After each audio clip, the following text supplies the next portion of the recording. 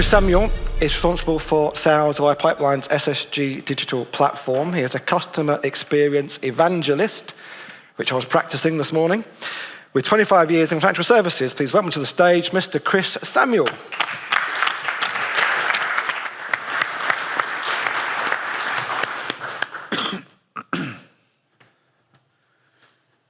Thanks, Kev. I mean, you were practicing saying it. I spent a long time trying to spell it. Right, so, disruptable. We're living in an era defined by disruption. For decades, digital transformation has reshaped industries. Pace of change since the advent of the web has never been faster. But not since the Industrial Revolution, when steam engines, iron, steel production, textile manufacturing redefined society, have been such sweeping shifts in how we live and work. And yet, this is no time to relax. The rise of AI will accelerate that change even further, even faster. But what do we really mean when we talk about disruption? Kev gave a description earlier, and now it's not my turn to give something maybe slightly different, but hopefully still aligned. At its core, disruption is a fundamental shift, an innovation that overturns established norms, displaces traditional methods, and redefines markets. Now, there are examples everywhere. A couple have already been talked about now. Uber transformed how we travel. When public transport isn't an option or a preference, Deliveroo changed how we order foods. Airbnb reimagined how we take holidays, make them more frequent and more accessible. And in protection, there has been some moments of disruption. The launch of critical illness in the 1980s was a game changer, acknowledging that some life illnesses have consequences far beyond monthly expenses. But I do love the strapline there. Paying out while you're still alive. Ronseal before Ronseal even came to fruition. Multi-benefit plans. Automated underwriting have all shifted the landscape. Straight-through processing rates now were unimaginable 15 years ago, and now the norm. Not without the challenges that Kev mentioned earlier in terms of the time it takes for those non-standard risks to get assessed and customers get the protection they need. But let's be honest. True, undeniable disruption in protection has been rare. Reassured, maybe, in terms of changing that distribution landscape. That's not to say there hasn't been innovation, and there has been. But innovation and disruption are not necessarily the same thing.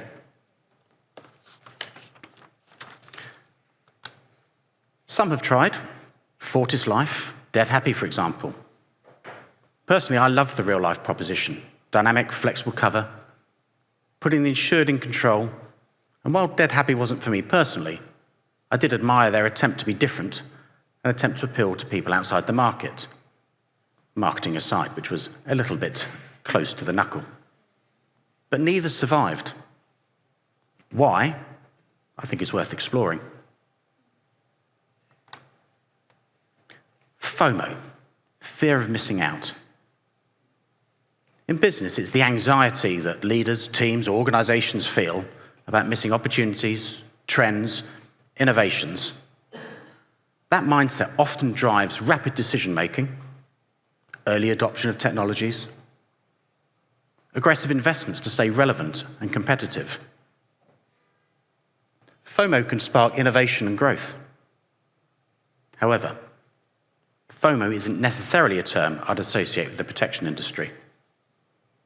Now, when I worked in marketing many, many years ago, I loved a good slogan.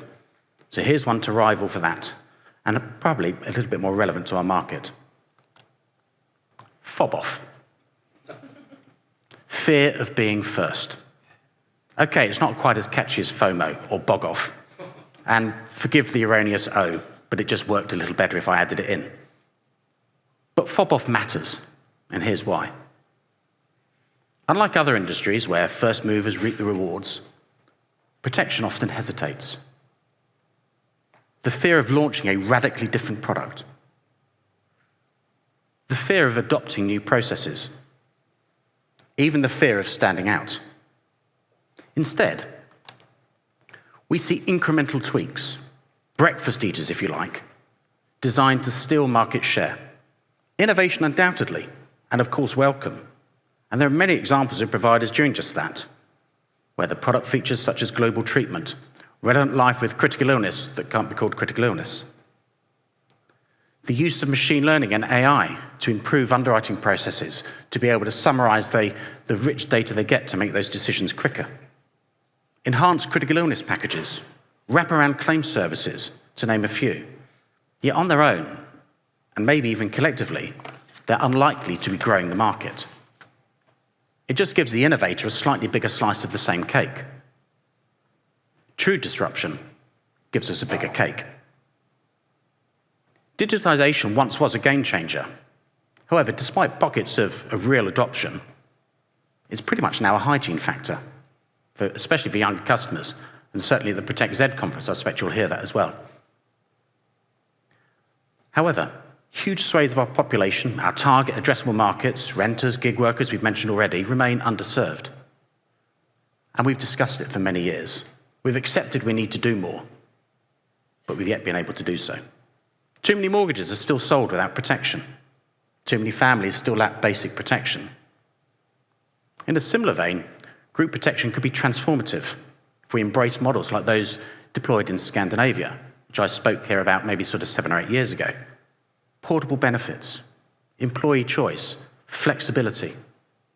Sounded incredible. I remember when I first joined an organization, they spent more time telling me about the discounted cost of coffee than the fact that I had death in service cover, critical illness, income protection, private healthcare, and so on. You speak to your IFA, or at least when I did, they said, that's great, you've got that, but I'm not going to take that into account when I assess your needs because if you change organizations tomorrow, that cover's gone. So it gets denigrated.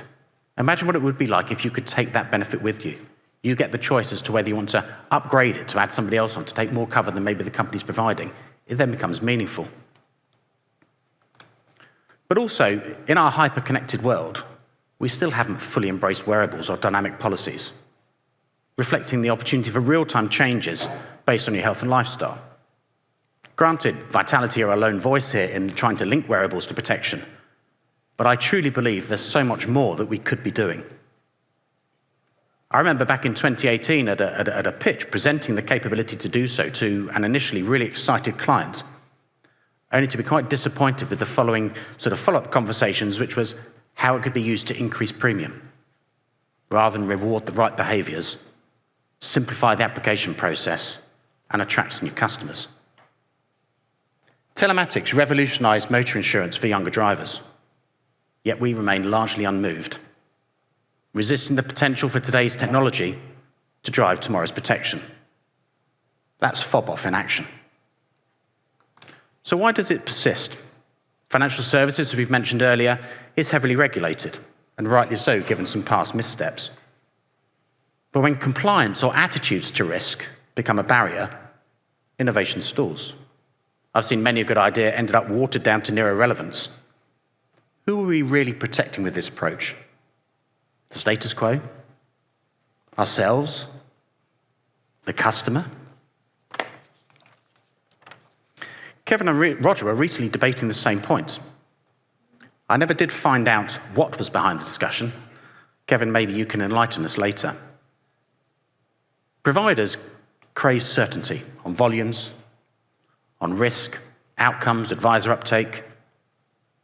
All of that makes being first feel extremely risky. Second, homogeneity. That's even harder to say than evangelist. Products look and feel the same. That sameness breeds caution. Caution that convinces us that standing out or being different isn't a strength, it's a weakness, reinforcing fob-off. So here's the challenge and the opportunity. Disruption isn't slowing down. AI, data, connectivity will reshape those customer expectations faster than ever. If we all cling to fob-off, we're going to fall far behind, not just as a business, but as an industry. So we need to find a way to make different good. Harness the power of technology and partnerships to reimagine protection. Maybe the FCA market review will be a catalyst. Maybe it won't. I guess it would depend on what set of eyes we use to review and respond. But there are innovative thinkers out there, not just in this room, but in the wider industry. So we really need to flip that narrative. Make protection relevant for all. The renters, the gig workers, the next generation, for the groups of tomorrow. Embrace dynamic pricing, portable benefits, tech-driven engagement. Create those partnerships between risk, technology, disruption, and of course, regulation. Let's lead, not follow, and create that bigger cake. Because the future won't wait, and neither should we. The challenge applies everywhere. How we build products, how we sell them, how we manage them. It shapes the process that gets clients on cover, the advice and the recommendation journeys we rely on. Sometimes, the best way to go forward is to look back. I helped launch a life insurance business back in the late noughties, and the ambition was clear: to democratize life insurance. Make something an acceptable alternative to nothing. Some cover is better than no cover. Pragmatic approach in a perfectionist market. Noble goals. Execution, well, that was a different story. But I do remember the response I had from some industry conventionals. You've got a lot to learn about this industry. Sticks in the mind for simply wanting to challenge the status quo and the norm. And I was laughed at for championing a £10 a month policy. I'm in the business of selling parachutes, and that's a pretty poor one. Still believe it's infinitely better than free. In sport, coaches talk about a player's point of difference, or super strength. In protection, how many of our products truly have that? New features are welcome. They tend to be more value-add than core innovations. Service absolutely can differentiate. Again, welcome. But all of that influences placement, not market growth. Competition has shifted to the subtleties. USPs may lack real uniqueness, designed to win that research battle, to score higher than the next provider. And yes, some may argue portals like Solution Builder promote that homogeneity, encouraging clean comparisons, stifling innovation. Unsurprisingly, I disagree. Digital tools make comparison easier, but they don't stop innovation. Travel evolved despite comparison sites. Holidays didn't stagnate because customers could compare. But the fob off reality. As I bring the presentation to a close, a recent conversation reminded me of an old anecdote. An actuary, an underwriter, and an insurance salesperson are in a car. The salesperson has their foot on the accelerator, the underwriter on the brake, and the actuary is looking out the back window telling them where to go. Maybe compliance is the lane navigation warning, preset to stay in the inside lane and below the speed limit. Sadly, not even AI could create the picture, so you'll have to make do with a rather somber-looking 3 people in a car that look like they've fallen out. I've also noticed nobody seems to be driving and none of them seem to be wearing seatbelts. So just for the record, iPipeline doesn't advocate driving or being a passenger in a car without wearing one. Of course, this simplistic view is far from accurate for everyone, but it does serve, in my opinion, to a rallying call. It's easy to point out what's wrong. The hard part is fixing it. But by working in partnership together, technology providers, insurers, reinsurers, distributors, we all have the tools needed to create true disruption.